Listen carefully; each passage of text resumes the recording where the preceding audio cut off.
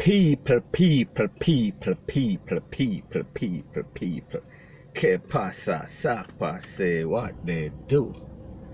Now the first part of this video is about the SUMFEST. SUMFEST 2019, now that it has come to a close.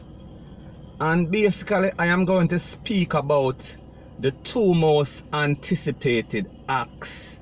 We are speaking about the act for dancehall night, which was Friday night. We are speaking about the 6th. And then we are speaking about the most anticipated. Not personally anticipated. I am just speaking about the general consensus. Who most people would have went to the show for see. We are talking about Buju Banton. So let me start with Buju Banton first, and then I am going to explain the situation as it pertains to the 6th and why they did not perform and why the police basically cut off the show at 8 something in the morning. So as it pertains to Buju Banton, very good performance, nothing short of spectacular, just what the people expected. A masterful stage show performance. Songs him sound like before he got incarcerated. Him sound like back in the 1990s. He never missed a beat. Him never skip a key.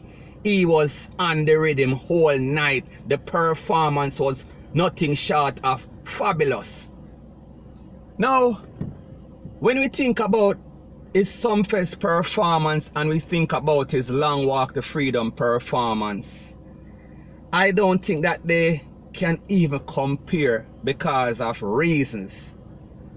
Number one, SUMFEST performance was kind of much shorter, so therefore he did not finish all the songs. He basically run through it like them new school dancehall artists, and that is expected because when you have a show with so many people on the lineup, you find so you have a kind of rush your set, so you do half or a third of the song. And for an artist like Buju Banton, people like to hear the whole song because he has such a big catalog of hit songs. Everybody want to hear word for word the verse, the chorus, the ad-libs, the rete and lele.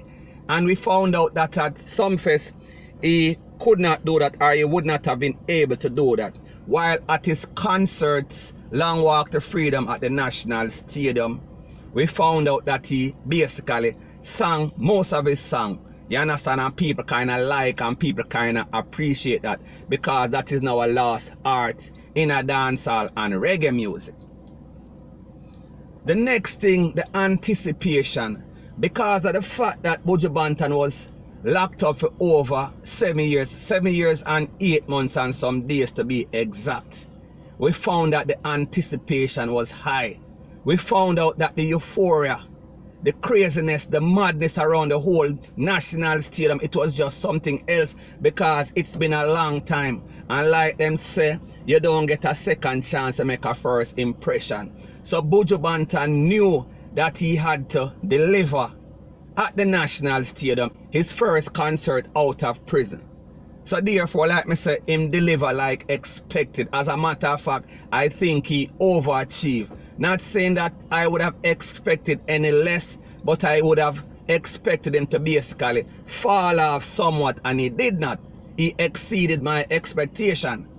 Now with SUMFEST performance, same thing like me say, he was on key, him ride the rhythm, his delivery was good, it was 100%, and that is what we have expected from Buju Banton since he has been released from prison.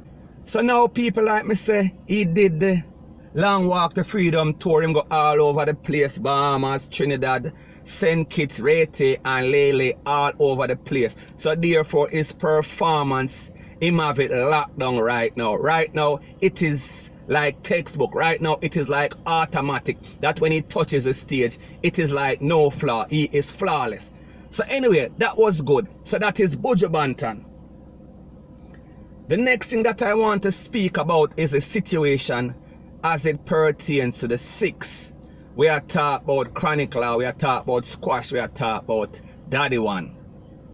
Now what really happened or what took place is that The show was supposed to cut off at 6:30 somewhere around there. And the show was extended till about 8:30. That was when Jahvillani was on the stage, or by the time he came off the stage, after his performance on the Wild Side government.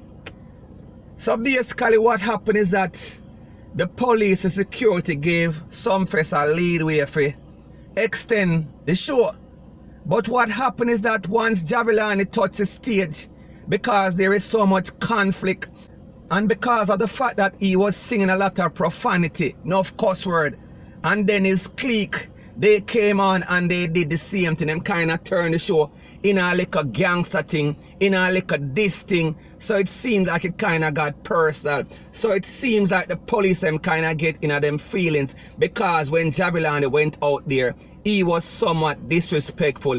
He was somewhat ungrateful for the fact that he got extended time to perform based on the fact that the police made the show extended. So when the police say them grant them extra time, and then this man go up on the stage and of course all sort of bad word when he was already pre-warned.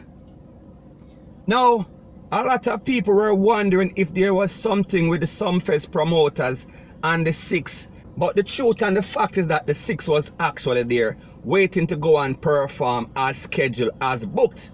So my point is that when we think about the whole thing, because of Jahvillani's selfishness, and don't get me wrong, I am not trying to bash this artist. This is a new artist that I actually rate and actually like as a performer. You understand? And actually he has a big song, one of the biggest songs for 2019. We are speaking about his Clark song.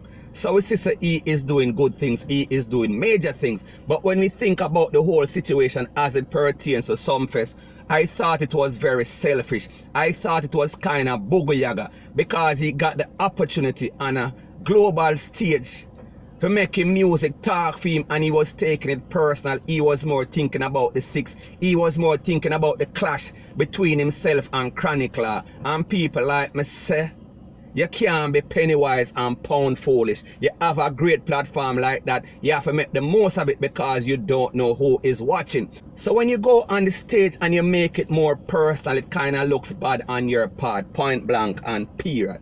So anyway, people, like me say, the Six them did it. They were waiting to perform, but they did not get the opportunity because the police basically extended the show from 6 to 8:30, and then Jahvillani kind of dissed the thing. So we know how the Jamaican police are. Once you kind of diss the program, them kind of get in them feelings because they act like they are dictators. So anyway, the next thing is that it seems like the fans are always suffering.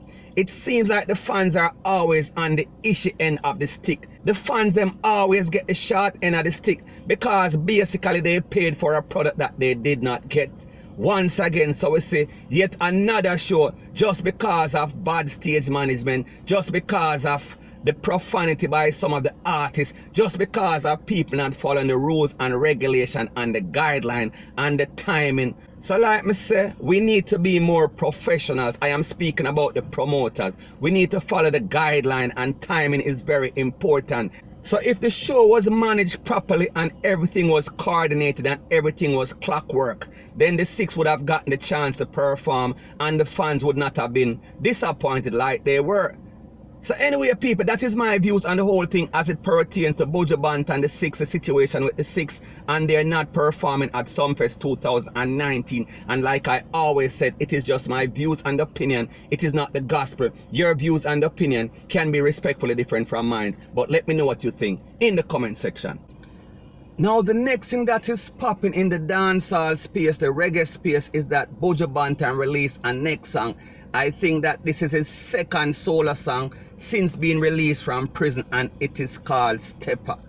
Now, people, if you don't know what STEPPA is, we are talking about a hustler, we are talking about a gangster, we are talking about somebody who basically control the street. But don't take it out of context. Buju Banton is saying that he is a reggae stepper, he is a dancehall stepper, he is a lyrical stepper. He is basically blazing up on the rhythm track. And people, like me say, this sounds like a 1990s kind of rhythm. And people, you know that the 1990s is the golden era of dancehall. That is when we had the most collaboration. We are speaking about international collaboration. So therefore, Buju Banton and his management team, his PR team, knows the street, them know the music business well. And they know that if they want to cross over and get everybody, them have to focus on the better era. We are speaking about the 1990s. That is what is going to make people gravitate towards the song. And that is exactly why he did a song like this. And like me say, when Buju Banton hold any track, he is going to slaughter it point blank and period. And definitely in this song, he did just that.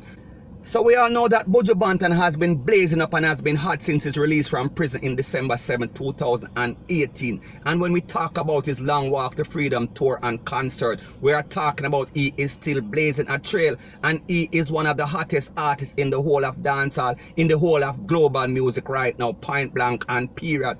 And we all know that he is also scheduled to be on Rihanna's album. So we are speaking about an international collaboration with himself and Rihanna, and we all know that when that drop, it is going to go global, point blank and period. So anyway, people, that is just my views and opinion on that. And like I said, it is just my views and opinion. It is not the gospel. Your views and opinion can be respectfully different from mine. Just let me know what you think in the comment section. Bless up.